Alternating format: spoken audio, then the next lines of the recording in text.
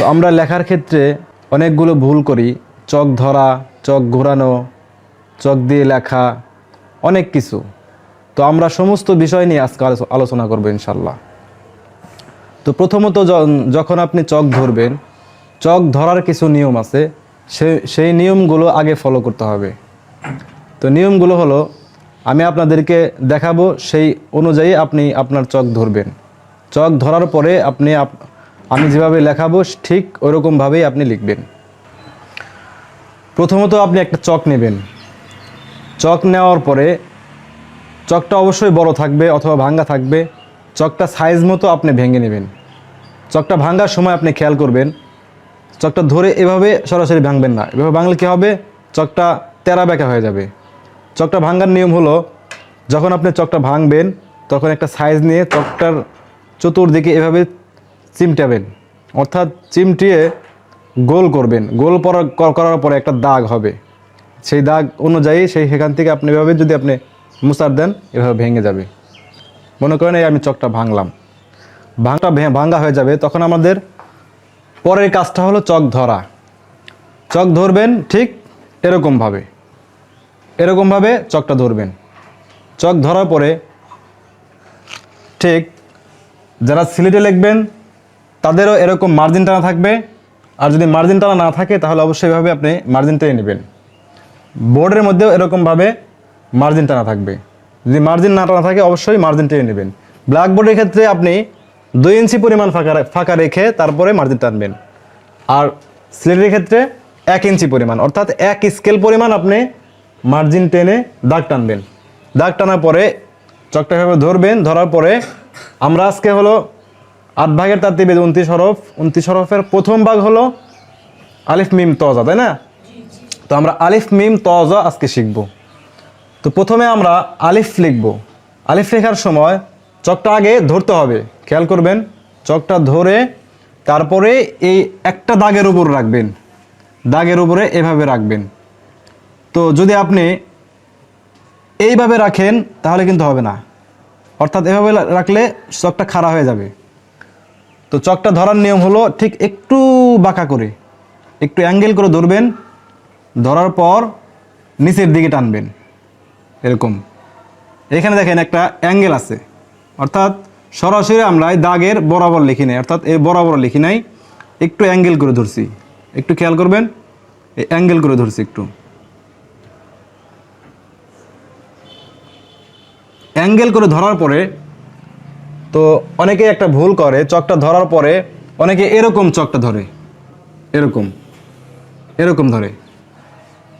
তো এরকম ধরা যাবে না, ধরতে হবে এরকম, ঠিক আছে? হাতটা চিৎ করে ধরতে হবে। যদি আপনি এভাবে উপর করে ধরেন তাহলে কিন্তু আপনার লেখাটা হবে না। সেই জায়গায় আপনাকে খেয়াল করতে হবে চকটা যেন এরকমভাবে ধরে, এরকমভাবে একটু অ্যাঙ্গেল করে ধরে তারপরে আস্তে আস্তে নিচের দিকে টানতে হবে। যখন নিচের দিকে টানবেন আস্তে আস্তে আপনার চকটা ঘুরবে আর চকটা খাড়া হবে। দেখেন, এই তো। যখন আপনার চকটা এরকম খাড়া হয়ে যাবে, এরকম সরাসরি খাড়া হয়ে যাবে, তখন আপনার লেখাটা শেষ হয়ে যাবে এখানে, অর্থাৎ আমাদের আলিফ লেখাটা শেষ হয়ে যাবে। আবার আপনি খেয়াল করেন, চকটা ধরার সময় একটু অ্যাঙ্গেল করে ধরবেন, ধরার পরে নিচের দিকে টানবেন আর চকটা আস্তে আস্তে ঘুরাবেন আর খাড়া করবেন। দেখেন আমি কীভাবে লিখি।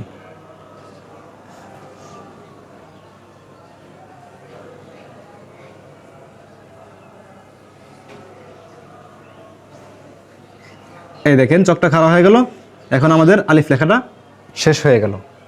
তো লেখার সময় অবশ্যই খেয়াল করবেন একটু যেন বাম দিকে লেখাটা একটু বাঁকা হয়, অর্থাৎ ইটালিক পদ্ধতিতে যেন হয়। একেবারে সরাসরি সোজা এরকম লিখবেন না, অনেকে এরকম লিখবে। লেখার ক্ষেত্রে অনেক প্রকার ভুল হবে, ছাত্রদেরও ভুল হবে, যারা প্রশিক্ষণ দেন নাই তাদেরও ভুল হবে। যেরকম ভুল হবে, প্রথমে আপনি লিখতে গেলে আপনার লেখাটা এরকম বাঁকা হয়ে যাবে, এরকম হবে, অথবা বেশি বাঁকা হয়ে যাবে। তো এই বিষয়গুলো আপনি মাথায় রাখবেন। অবশ্যই একটু হালকা বাঁকা রেখে নিচের দিকে টানবেন আর চকটা আস্তে আস্তে ঘোরাবেন আর চকটা এভাবে খাড়া করবেন।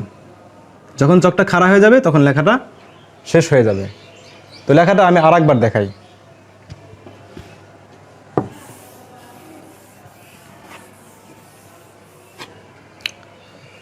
দেখেন, প্রথমত চক ধরতে হবে, চক এভাবে 3 আঙ্গুলে ধরতে হবে।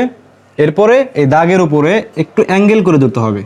ধরার পরে আপনি চকটা নিচের দিকে নামাবেন আর আস্তে আস্তে চকটা ঘোরাবেন আর চকটা খাড়া করবেন। দেখেন, যখনই চকটা আপনার এরকম খাড়া হয়ে যাবে তখন সেখান থেকেই আলিফ লেখাটা শেষ হয়ে যাবে। তো যদি আপনি চকটা না ঘোরান তাহলে কিন্তু এরকম চুক্কা হবে না। অনেকে আছে এরকম এরকম লেখার পরে কি করে, হাত দিয়ে মুছে, এরকম হাত দিয়ে মুছে চুক্কা করে।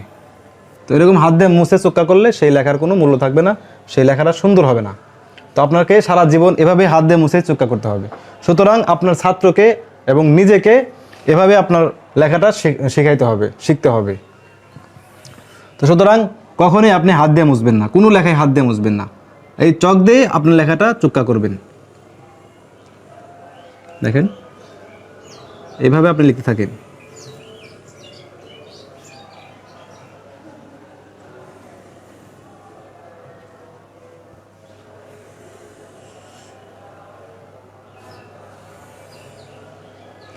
লেখাটা যেন আস্তে আস্তে লেখেন, মানে দ্রুত না হয়ে যায়। যদি লেখাটা দ্রুত হয় তাহলে আপনার লেখাটা সুন্দর হবে না। দেখেন কীভাবে লিখি।